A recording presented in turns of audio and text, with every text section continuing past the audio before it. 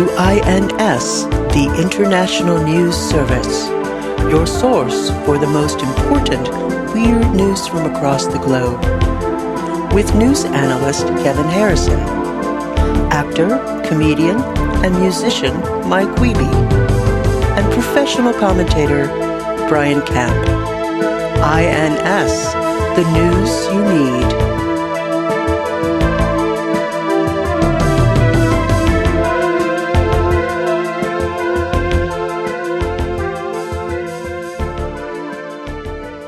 I don't have any way to go into this bit like naturally, and I don't know how to explain how I got started. But this bit that it's I don't even know where it came from, but it's if Jeff Foxworthy was just describing Mario characters, and it'd just be like, so it'd be like, if you are a turtle that goes back in your shell when you get hopped on, and then when you get kicked, you become frictionless and go back and forth, but for eternity, you might be a Koopa.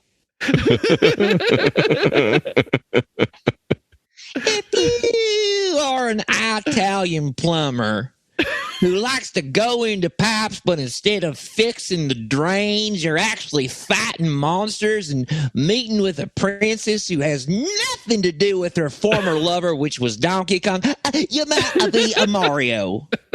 And there's a lot of characters. A hard thing to start doing. There's not a natural. You're right. I had to kind of. There's not a moment in life that I had to kind of set it up. Yeah. Right. Yeah. Right. If you are a walking caricatured bomb, like the bad guy, like a mad bomber would have, but you got little shoes and you got a little face, and you're just ready to explode at any time, you might be a Bob Bomb. It would almost have to start with Nintendo having some sort of anniversary celebration and hiring Jeff Foxworthy to, like, that's the only way. It's such a nonsensical, insane thing to have happen. Yeah. But I want it to happen. Yeah, it would be good. It would be great. If any of the listeners out there know any of the execs at Nintendo who think that they might want to be branching out in some, like, kind of more surreal directions. Nintendo is in Seattle, and it's almost always one of our top 5 states. Wow. So there we go. Well, Seattle's not a state, Kevin. You would think the host of the International News Service would know. In Washington State, not Washington, D.C. Yeah, Dear international listeners, America is divided up into regions known as states, and within those states, we have cities, much like your cities. Wait, Kevin just mistook one of our cities for a state. We're embarrassed for him. We retract everything that he has said on this entire episode. Just this episode? We humbly ask you for listeners, apologies, and whatever we can do, we will send nudes. You should be apologizing for last week's episode. That's all I'm saying. We kind of ran out of steam towards the end. Sounds like us. Kind of.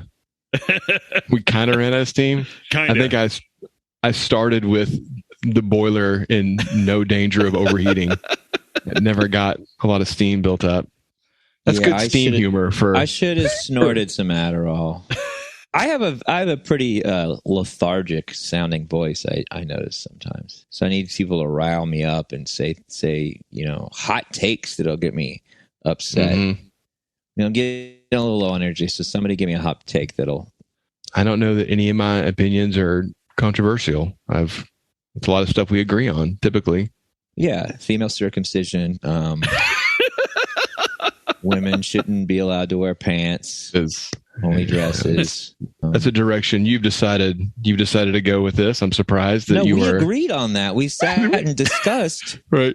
You even wrote out. You had a bulletin board, and you had several note cards, different colors tacked up there, and a string tied between them. You, me, Spanky, Alfalfa, and Froggy on the He-Man Woman Haters Club.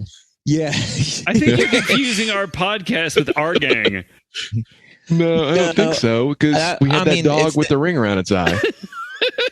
That is crazy. That is crazy to think about. That our gang, they were the first incels.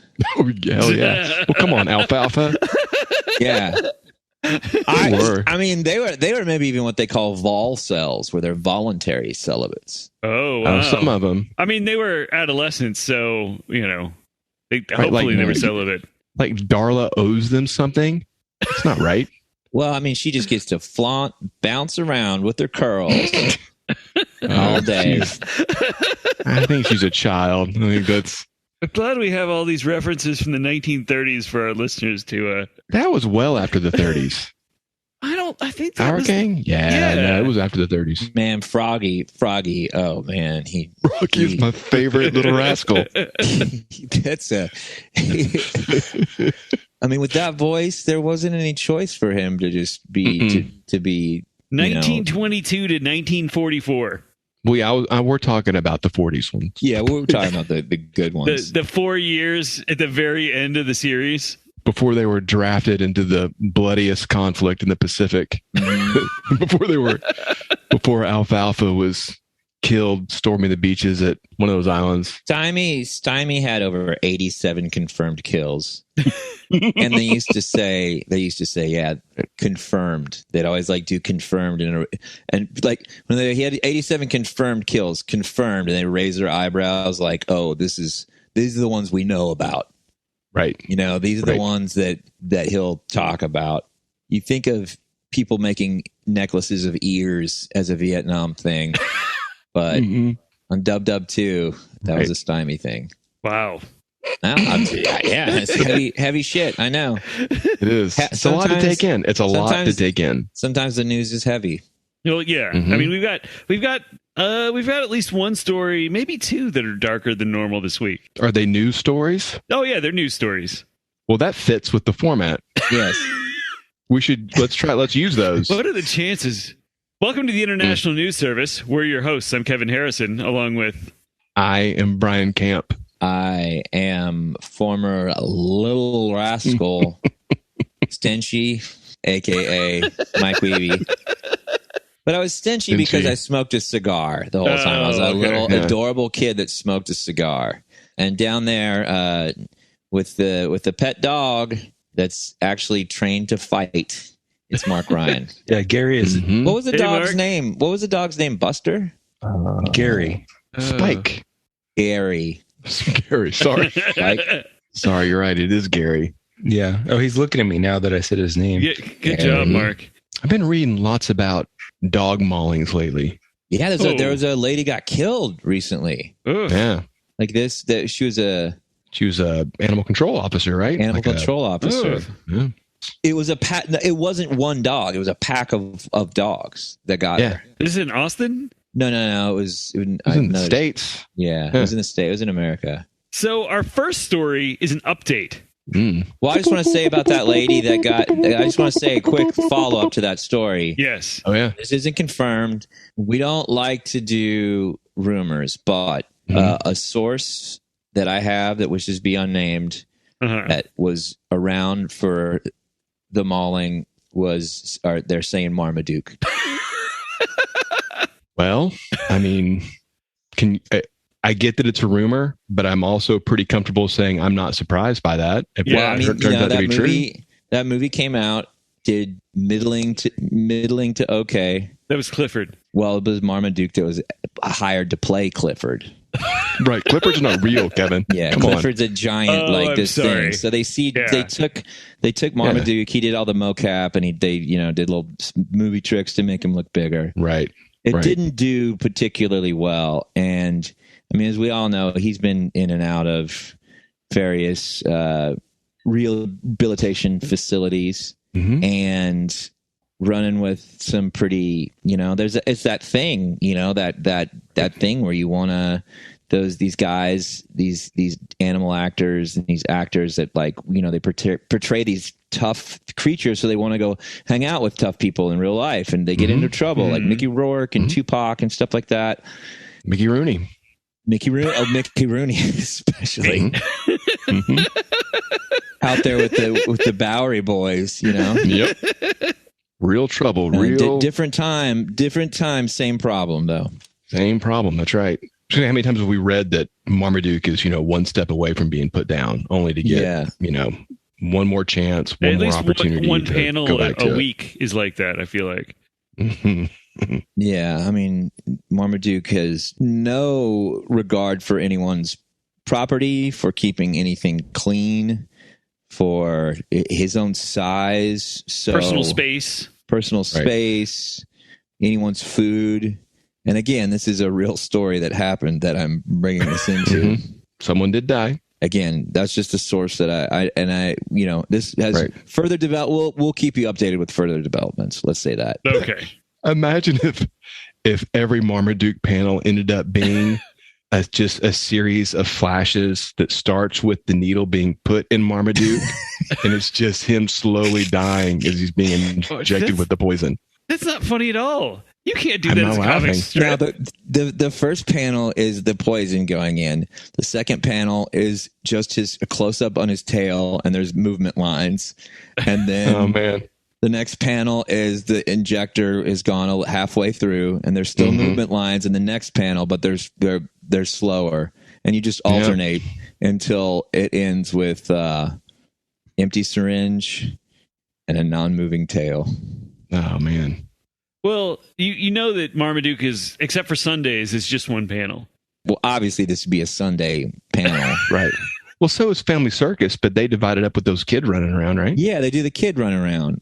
Well, yeah, that's a pretty good one. Or the I'm a Yura, the ghosts. Yeah. Or sometimes, I didn't know. Sometimes I don't know, and he did what I can't remember. But sometimes though there is actual spectral activity from Grandpa coming down, right, and kicking it like a full poltergeist kind of There's situation. A full roaming. They're hanging out, and Grandpa's loving, looking on, and he's translucent, the whole 9 yards. Right. Maybe Funky Winkerbean grows up into the vet that puts down Marmaduke. Man, I've talked about Funky Winkerbean before. Yes, that is completely that is not unrealistic. That is not unrealistic. Okay. All right. So our first story is an update. Update. Back in episode 45, we talked about a train engineer in Japan who was fined 56 yen or 45 cents because the empty train he was driving left the station 2 minutes late. The engineer refused to pay the fine since the delay caused no disruptions to train schedules or passengers, but his employer, J.R. West, deducted the fine. I remember. J.R. West, I say. I practiced this thing 5 times and laughed every time. Oh, our trains run on time here. Oh, my giant 10-gallon cowboy hat keeps falling down into my eyes. My head is so big, it's 4 cowboy hats sewn together. Rails are the sound of progress. What does JR stand for again? Japanese Railway, or Japan Railway, I think. Japan Rail. I just want to make sure that we're all on the same page here. It was Jasper Rosewood. Jasper Rosewood. Jasper Rosewood. So his employer, Jasper Rosewood West, deducted the fine from the man's wages, so he sued for 2.2 million yen, or about $19,400 in damages for mental anguish caused by the fine. In late April, a court in the southern prefecture of Okayama ruled in the engineer's favor and ordered J.R. West to return the 45 cents in reduced pay to the driver. However, the court dismissed the man's claim for 2.2 million yen in compensation for emotional distress. Unfortunately, the man did not live to see the moment of his triumph as he died of an unspecified cause on April 3rd. Oh, maybe shit. He died of emotional distress. Did he die? Or was he murdered? I think it's real convenient. Because we all know that the whole JR, he is a petty and angry. Did he hire some Pinkertons? Yeah, exactly. He's a land baron. They know how to make it look like a natural death. Yeah, they do. How do they do that? Just poison or something. I don't know. How did he die? I'll tell you. How you tell me how the paper says he died. I'll tell you how he really died. No, it was unspecified. His heart exploded. It was an unspecified cause. It could have been murder. He accidentally tripped and fell from a helicopter. Who's that voice? Well, JR, he's Western, but he hires like East guys from, okay. Yeah. Pros. Real pros. Yeah, pros. Your union breakers got to be from out east. Yeah. Real His bruisers. brother J.R. East. Hey, maybe that 49 cents, maybe you go buy yourself a nail, and then you swallow the nail. The perfect murder. Swallowing a nail. Would kill you. It would. Just suggesting that someone do it. How? Before they catch on, it's too late. No, The nail's already in there. I'm just saying, there's no way this is a natural death. This is 100%. This guy got whacked. I feel bad for him. I'm glad he won. I think, didn't we identify him as an INS hero at the time? Clearly. Mm-hmm. And I'm going to go out on a limb here and say INS hero for this week, too. I think so. He's probably up on the celestial plane right now. Yep. I'd say who's not the hero of the week. It's Marmaduke. So, yeah. I mean, what a world where Marmaduke gets to live, but this guy dies, right? Yeah. I mean, Marmaduke, he's got to be like a 50-year-old dog, right? He obviously has some kind of pact with dark spirits. Yeah. You know what, though? He's been taking the alpha brain monkey mindset dog food. Those wolf glands are just driving him mad. Well, listen, I can't stop anyone from going to the store and buying it. No. Or ordering it online. Care of Mike Wiebe at Alpha Brain Monkey Mindset Shipping. .org.com. Wow, the worst fake address ever. Since 1995, COD or money order. COD. Oh, you're still doing COD? Mm-hmm. That's nice. 18467 Clark Drive. Those are real numbers and real street names. Bastrop, Texas. Well, that exists. Yeah. Underground. Underground. Underground. There's an underground city in Bastrop that I actually do a lot of. Mm-hmm. That's where I stay mostly. That's one of my. That's my main house. I got my other spots around town, but mostly mole people. There's some. I mean, honestly, I hate to say it, but that they've been priced out because of all the fucking tech guys. Well, and where are mole people supposed to go? It's not like there's a lot of. I mean, the obvious answer is further into the earth. Just burrow further into the earth. That's the odd, but but there's a limit, right? Sooner or later you hit rock. Sooner or later you can't burrow any further. Well, if you're a good burrower, you can burrow right through that rock. I've seen crack in the earth. I know what happens when you pierce the hardened shell around the liquid hot magma. It's not good. You put a turtleneck on and you fly around trying to fix it. So our next story comes to us from our next story was submitted by Blake. Blake. Yeah, he actually submitted 3 stories this week, and I think this might be the weirdest. Blake's a good human. Yeah, Blake's a good guy. I sent him some stickers for all his hard work. This story comes to us from MSN. MSNBC? Yeah, what does that stand for? Microsoft Network. No, Microsoft News. So this is like corporate news. This is like news. What's going on with Microsoft? Mostly going to be like, Bill Gates is hanging out. He's a genius. A lot of stories about how smart Bill Gates is. This is probably a Bill Gates story. What's in the cafeteria next week? Oh, what do you think? What's in the mystery meat, you think? Mac and cheese. Ooh, and the mystery meat? Sawdust. For mac and Marmaduke. If he keeps running with the crew he's with, probably. Well, yeah.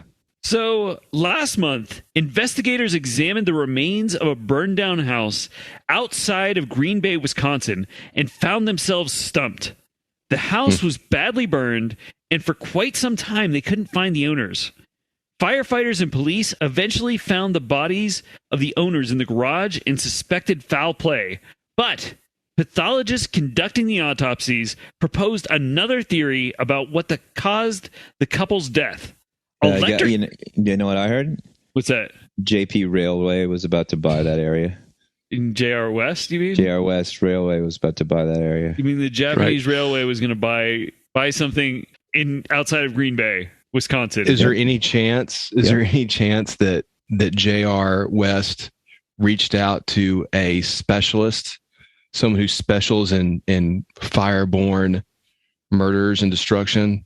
But it's just one house. Oh, is there any chance? No. Is there any possibility? I'm gonna go on record here and say absolutely no possibility. Oh no. Hey bitches. Phoenix. Oh no. Phoenix is back, y'all. No. Of course that's who they would hire. Something got burned down. I just got a call from a big old man with a Texas size hat. And I got to do a little fire dancing. Y'all ever heard of fire twirling? Well, let me show you what happens when it goes really right.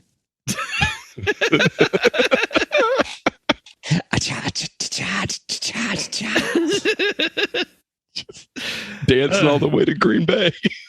Meow. So, pathologists conducting the autopsies proposed another theory about what caused the couple's deaths. Electrocution from fractal wood burning. Fractal wood burning is a viral phenomenon on YouTube and TikTok that involves using chemical compounds and high voltage power supplies pulled from microwaves and car batteries to create intricate patterns across wood surfaces that more or less resemble tree branches, lightning bolts, and ferns. They just force current through highly resistant objects. Is that all it is? They spread on like a chemical that's like, I think it said it was like water and baking soda mostly. And they kind of spread it across the wood and then it'll conduct through there. I looked at some videos. They look kind of neat, but this story has deterred me from looking into anything further. Yeah. Single videos have often had millions of views, but since 2016, at least 33 people have died from fractal wood burning. Investigators ultimately determined that the Wisconsin couple attempted fractal wood burning inside their garage using a microwave's power supply, but they were electrocuted and the fire burned down their house. Oh no, a fire burned down someone's house? Who knew you could start one by that? Oh, let me get rid of my Zenith.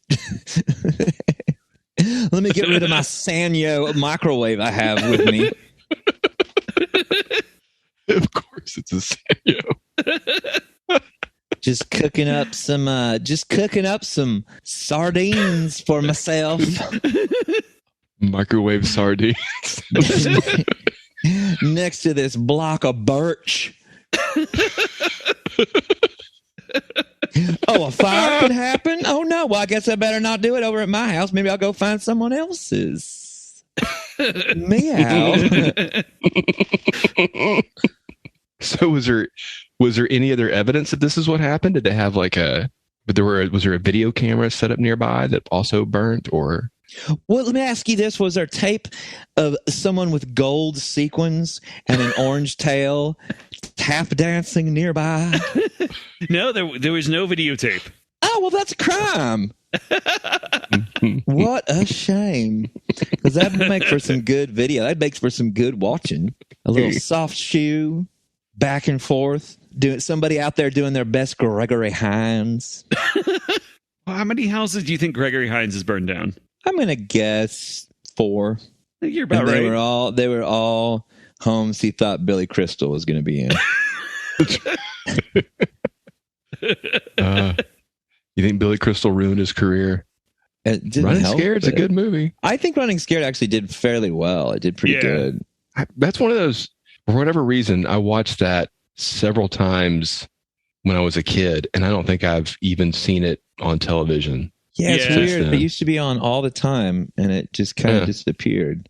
And I don't remember if it came out after or before or that same year as Beverly Hills Cop, but probably after. There's a lot of people that, I think there was a lot of like, we got to figure out action comedy now after Beverly Hills Cop, because I think that comedy and action were a lot more separated. I feel like 48 Hours was 48 Hours before. That was before Beverly Hills Cop. Beverly Hills Cop. But was that action comedy or just action with a comedic character? I think that was an action movie with a funny guy, with one funny guy, and it was definitely more of an action. I think it would definitely be like action movie, but Beverly Hills Cop was really like kind of right down the middle of that, and I think a lot of and also like I think 48 Hours did really good, but Beverly Hills Cop was like a phenomenon, like crazy next level. Yeah. Axel F is what got Mark into music, as I recall. That's right. Yeah. The song, yeah. That's how you know someone's good at pianos, if they can play Axel F. I agree. A lot of people are like, talk always about how like Beethoven was so good at music, but I'm like, well, then how come he didn't write Axel F? I bet they're stumped after that, aren't they? Yeah, they usually shut the fuck up. They usually back the fuck off. Our next story comes to us from Gizmodo, which is like a technology blog. I look at Gizmodo all the time. I look at they're under the umbrella, they have a site called IO9. Oh, I like IO9. And there's like, they have a thing where it's morning spoilers, and every day they tell you about movie stuff that's about to come out. And nice. Yeah, it's a nice... No, Gizmodo blocked me from commenting on their Facebook page. Oh, that's nice. I made fun of a video that they posted because it wasn't funny, and they said it would be. You're a bully.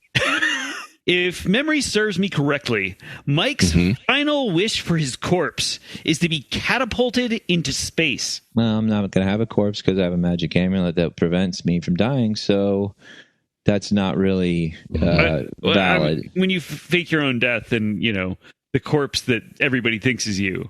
I mean, there's a lot of things I'd like to do with dead bodies that are purported to be me. I mean, I'm not going to go ahead and, I'm not going to like just pick one single thing. There's all kinds of stuff. Yes, I would be down to catapult a dead body that's made to look like me, or possibly even a clone of me. But not a living clone, something that's just kind of like, because I'm sure, I don't believe that we're going to be able to clone people. I think that we'll be able to make just kind of drooling Nimrods within our lifetime. I bet $1,000 there's a Jeff Bezos clone somewhere. I'm throwing it out there, listeners. Like a little one, or like a life size, a little Jeff Bezos? Right. No, full size. All you have to do is prove to me that doesn't exist, and I'll give you $1,000. Oh, you heard it here. You heard it here, folks. Brian just laid out $100 bills on the table. Sealed them in an envelope. Fan them out. Yeah, there's a lot of, but I'm just saying, like, yeah, I'd be down to fuck up a dead body. I mean, just go to town on it with a 2x4, just whatever. Yeah, we thought you meant something else when you said that. Like, just beat it up? Like, just break it all up? Just beat it up. Okay, kind of like Rocky punching those slabs of meat. Roll it down a hill. All right. Now, Mike's dream of catapulting a corpse that may or may not be his own into space may be one step closer to reality, thanks to a startup called Spin Launch. In October 2021, the company's suborbital mass accelerator, located in the New Mexico desert, flung a 10-foot-long projectile to an altitude of tens of thousands of feet. And it's just a one-third scale version of the ultimate catapult Spin Launch hopes to build. The goal is to use intense centrifugal force as an affordable and environmentally friendly way to launch satellites, scientific equipment, building materials, and even Mike's corpse into low Earth orbit. It's important to note here that Spin Launch has never placed an object into orbit, and it's unclear if a larger catapult would work as intended. It's also unclear whether you could place objects where you wanted them in orbit, or if machinery could survive the intense pressure required to catapult an object into space at speeds of 5,000 miles or 8,000 kilometers per hour.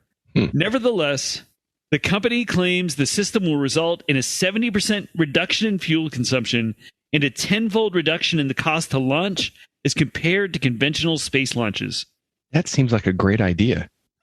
Does it really spin? Yeah, it's like I say catapult, but it's like a big, like if you saw it, it looks like a big wheel, and then the wheel like a Ferris wheel? Well, it's like it's closed, and then it's got like an arm in it, and the arm like rotates and rotates and goes super fast, and then it launches whatever out of the very top of it. Like a trebuchet that spins around more than once. I had a trebuchet once, but it really actually broke up the relationship afterwards because feelings. And you think it's just going to be fun, and it is. But you know. So what did you launch with your trebuchet? Oh, I wasn't talking about that. So never mind. I thought you said something else. What is a trebuchet? It's like a catapult, but it's got got some extra throw on it. Oh yeah, I know what that is. They use them in the last duel. Yeah.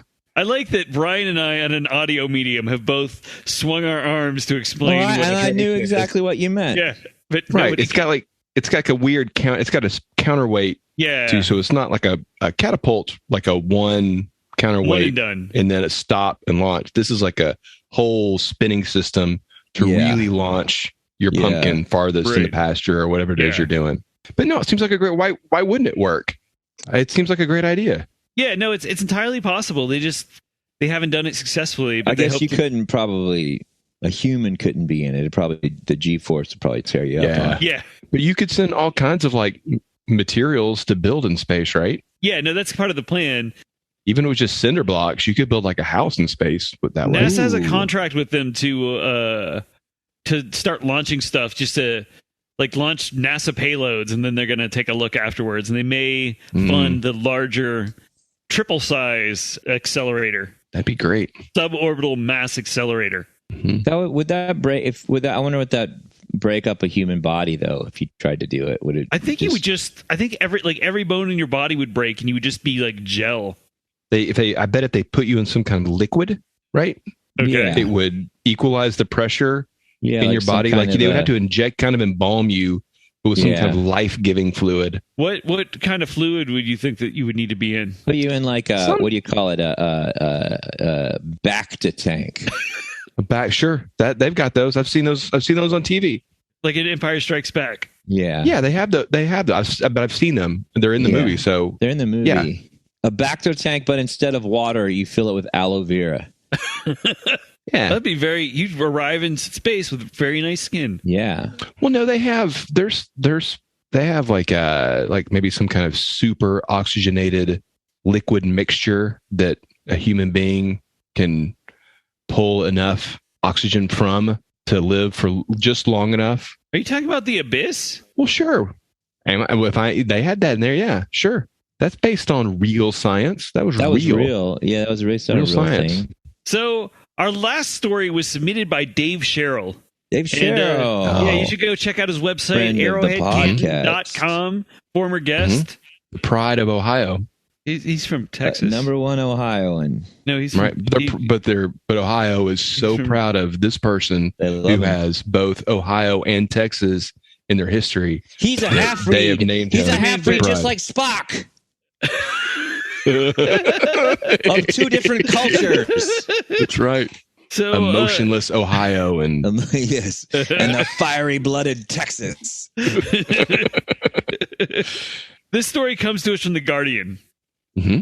Oh, what are they guarding? What are they guarding? They're guarding, and this. Ooh, maybe they're guarding against ghosts. We'll have to see. Okay. The Mexican state of Chiapas has long been plagued by violence and human trafficking. So in 2012, when Mexican police found a pile of 150 skulls in a cave near the Guatemalan border, they thought they were looking at a crime scene. Police collected the skulls, none of which had any teeth, and moved them to the state capital. And after a decade of tests, experts determined the skulls were Danzigs. No, they weren't. They weren't Danzigs. They were. I want you. For those who don't, I need your skull. I want. Okay. Just like the idea of him living in Chiapas. It's the best place to showcase my Skulls. I like living in Chiapas because there's a lot of bats everywhere. Y'all ever think about what it would be like if a skeleton could ride a bat?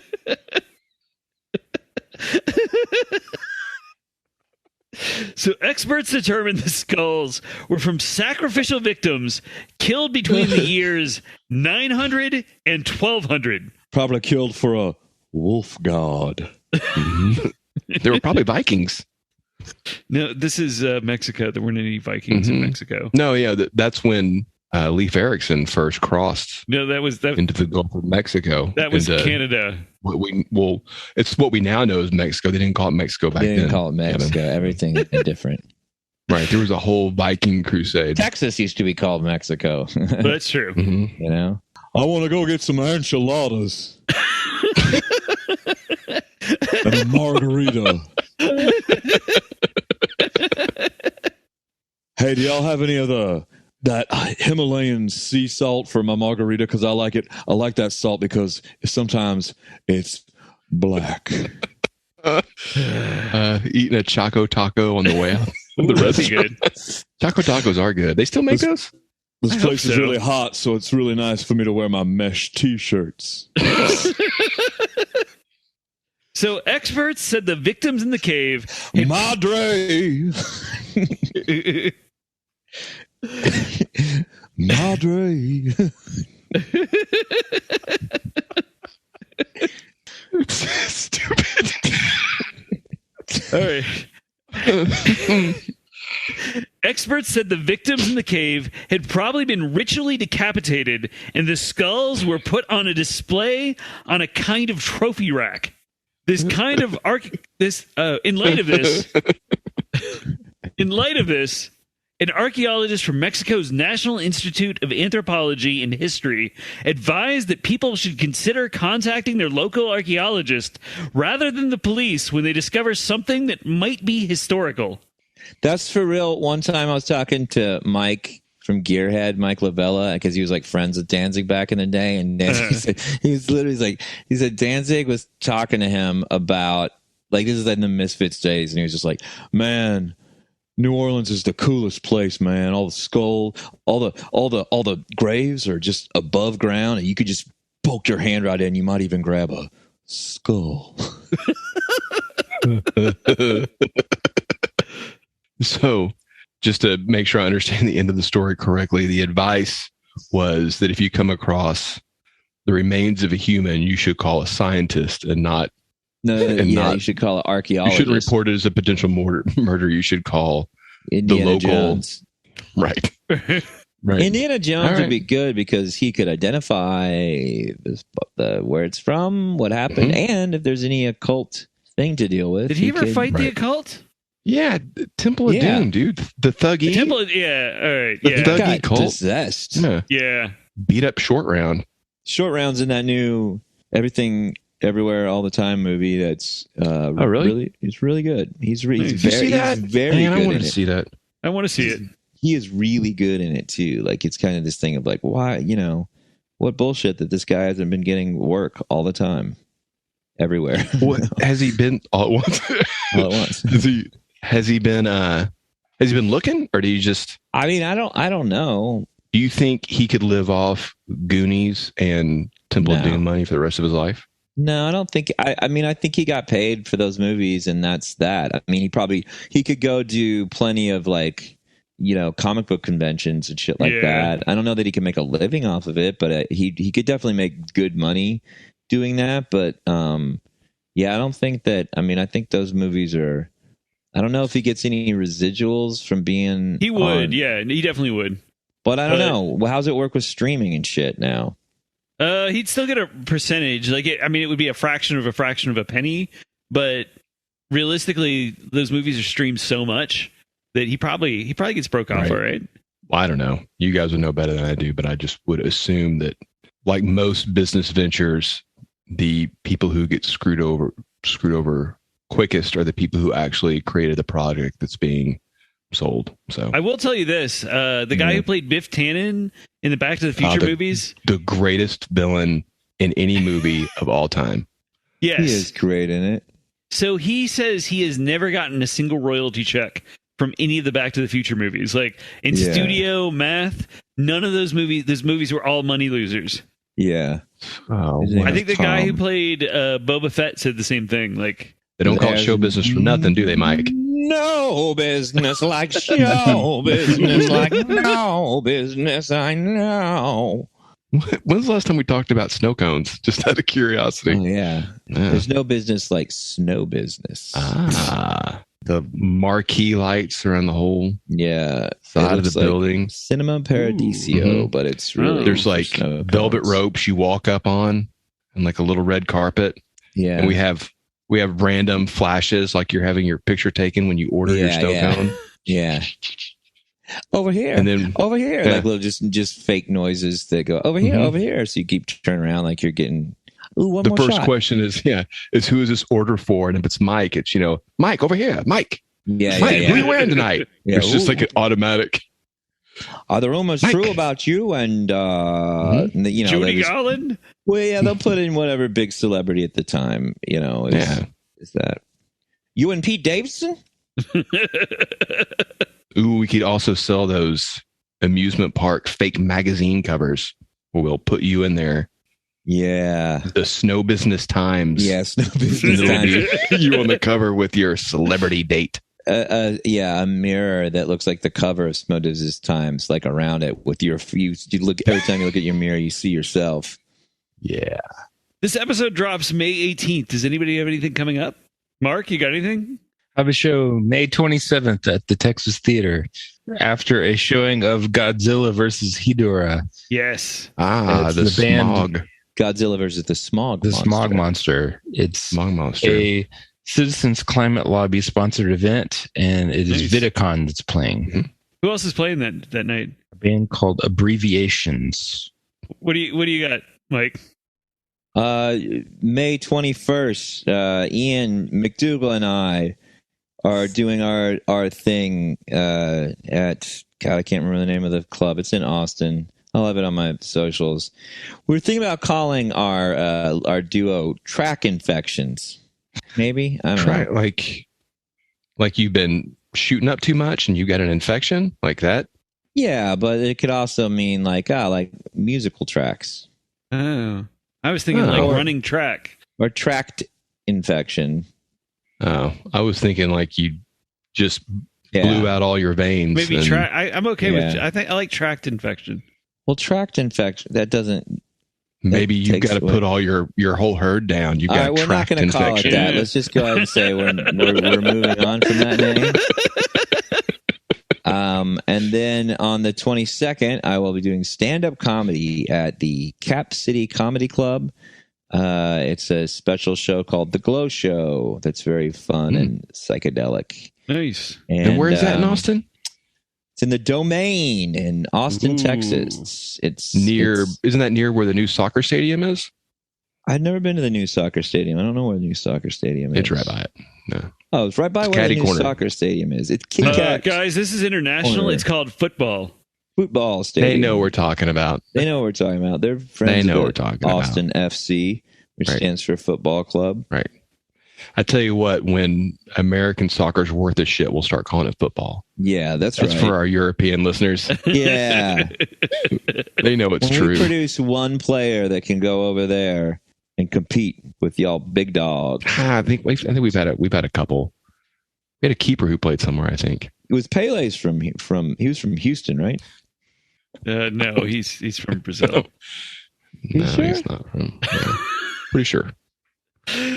No, he used to work at Cafe Brazil. So that wraps up another week at the International News Service. Find us across social media at International News Pod. Email us at internationalnewspod@gmail.com.